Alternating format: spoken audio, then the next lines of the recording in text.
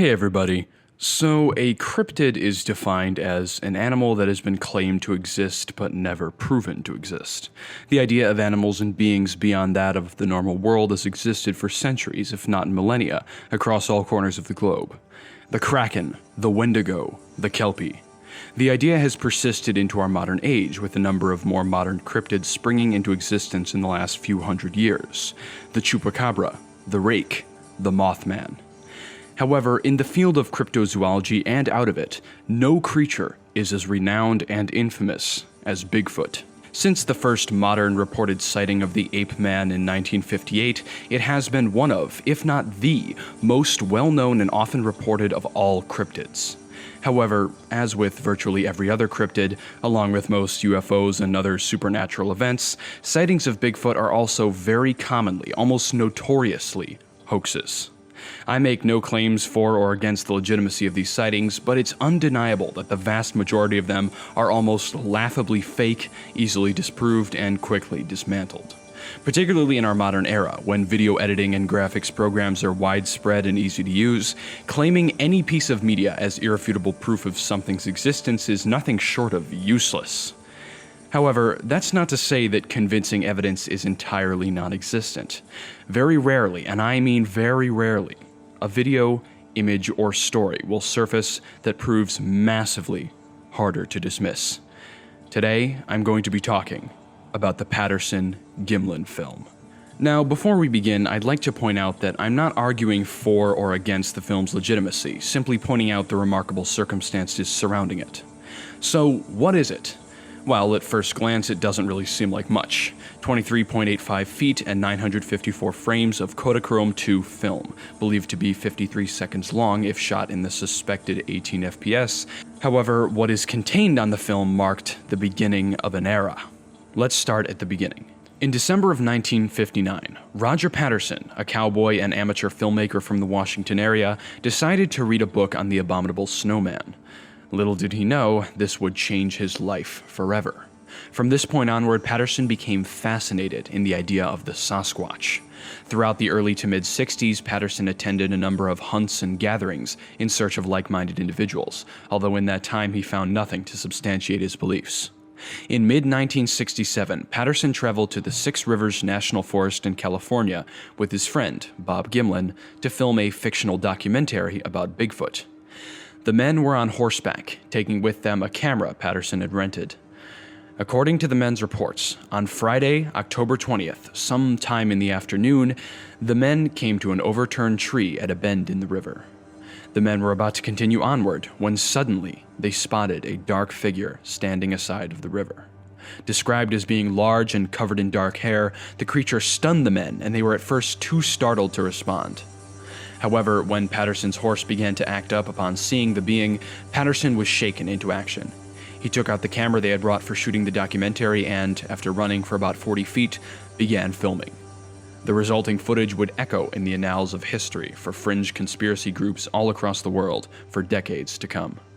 In the footage, as clearly as is possible with the technology of the time, the creature can be seen walking across the riverbank and turning to look over its shoulder at one point. This frame of the footage, frame 352, has become an almost universal symbol of Bigfoot. The creature then continues down the way until the footage ends. After the event was filmed, Patterson quickly tried to spread the word of its existence any way he could, and that's that. So what exactly is it that makes this footage so fascinating when compared with the mountains of supposed evidence that's piled up over the years? Well, what makes this footage so interesting is that, unlike those mountains of supposed evidence, the Patterson-Gimlin film has yet to be conclusively debunked.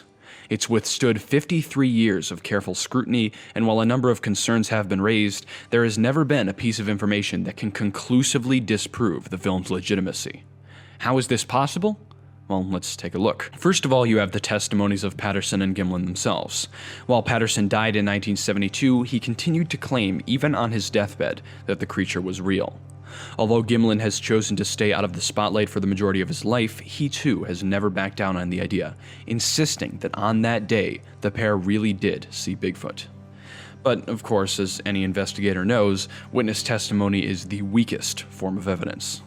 So what else do we have? A number of elements in the way the creature walks have been identified as, quote, non-human, no matter what speed the footage is played at. The film itself has been analyzed numerous times for any indication of alterations or doctoring, and none have been found. Possibly the greatest supporting feature is the appearance of the creature itself. You see, if footage like this had surfaced today, it would be easily dismissible as a hoax, because both practical and digital effects have become immensely cheaper and far more realistic than in past decades. However, in the late 1960s, access to the materials and craftsmanship necessary to create the suit would have been unreasonably expensive and difficult. The Patterson-Gimlin Bigfoot has often been compared to its contemporaries in the Planet of the Apes franchise, and when placed side by side with what were, at the time, revolutionary and extremely high-quality special effects, the realism of the Patterson-Gimlin creature is difficult to ignore. Reportedly, when the footage was played for special effects technicians at a number of studios at the time, including Disney and Universal, the creature was praised as being of remarkable, almost irreproducible quality. So, even if Patterson was able to make a suit this realistic, it still would have cost an exorbitant amount of money, which Patterson simply did not have access to. A number of individuals familiar with Patterson and Gimlin also stated that the two simply weren't clever enough to pull off a hoax like this. These three primary pieces of evidence are part of the reason why the footage has stood up to scrutiny for so long. However, it is obviously not without its flaws. Holes have been poked in two of these three major facets. While it's undeniable that the video has not been edited in any way, the creature itself has been subjected to examination. It has been stated that while the walk is difficult to reproduce, it's not impossible, and it can be recreated with enough practice and planning. And while the creature is extremely realistic, some have stated that the methods of making the suit were feasible for Patterson, and some have even gone as far as to claim that the suit can be confirmed a fake by close examination of the fur patterns and what some state is a zipper.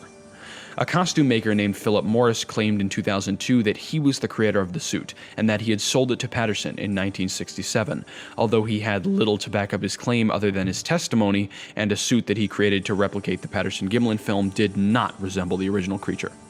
A man named Bob Hieronymus claimed to be the man in the suit, although again, he had no evidence other than testimony, and his description of the suit did not line up with Morris's. And the largest cut of all, as always, rests with the burden of proof. The burden of proof, which is a standard accepted by the vast majority of people, including myself, states that if a claim is made, the duty to provide proof and evidence lies with the maker of the claim, not those trying to disprove it. Thus, if Patterson wanted to convince others of the film's legitimacy, the burden of proof rested with him. And this was something he often lamented, insisting into his later years that he should have shot the creature instead of filming it. But despite this, and unlike almost all other supposed evidence of Sasquatch's existence, the Patterson-Gimlin film is still yet to be debunked, although certainly not for a lack of trying.